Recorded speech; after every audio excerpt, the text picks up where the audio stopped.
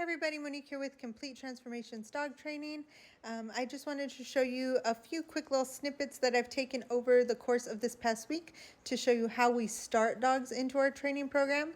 So this is how we start teaching them a conversation. So I have Yoda here. You can see I am luring him into position. We're working on place and down. He didn't have a whole lot of body awareness, so we are just working on luring and rewarding with food so that way he can get a little bit more body awareness. Once he understands the command, I am going to start adding in leash pressure. So you can see here I put just a slight amount of pressure on the leash and then lure with the food. So you can see once again, slight amount of pressure with the leash, lure with food.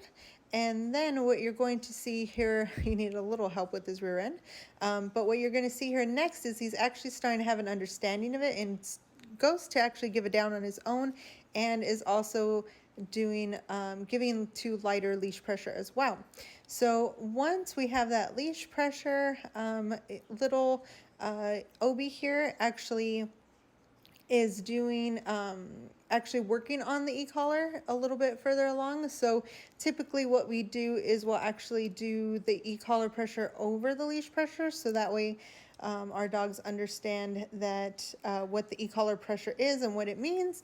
But Obi was actually a little bit further along than that. So here is Yoda again, and what we're doing is we're working on prompting.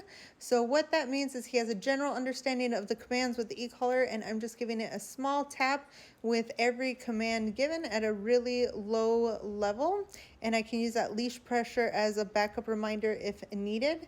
And that's just to continue with helping him to understand the e-collar. And here he's actually been doing really good, and he's doing we started adding in recall to that pattern. So what I'm doing is I'm just calling him come, place, and then down, and actually starting to move into some correction phases. So he only gets that e-collar tap as a reminder, and he's no longer getting prompting in that phase. So here again we have Obi one more time. He is the younger of the two. They're both little Italian Greyhounds, and he again is a little bit further along. So what he is working on is just working on that mindset and being calm. You can see popped up there. So I gave him a little tap on the e-collar for a reminder of down, so that way he does not get off of place. So he is just working on hanging out on place and calming down while I walk around the house and, do some chores, do a little bit of work on my computer as well. And he just has to kind of hang out and relax while the world goes on around him. You can see there he started to relax a little bit more, put his head down. Now he's interested in one of the other dogs.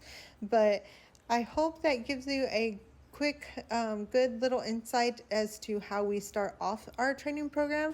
So this is all of the foundational work, and then we can start getting into adding life's distractions once we start working past this and putting them into real world situations. But this is how we lay the foundation. This is the foundation to our whole program. So I hope that was helpful, and I hope you guys found that informative, and I will see you guys really soon. Have a wonderful day. Bye.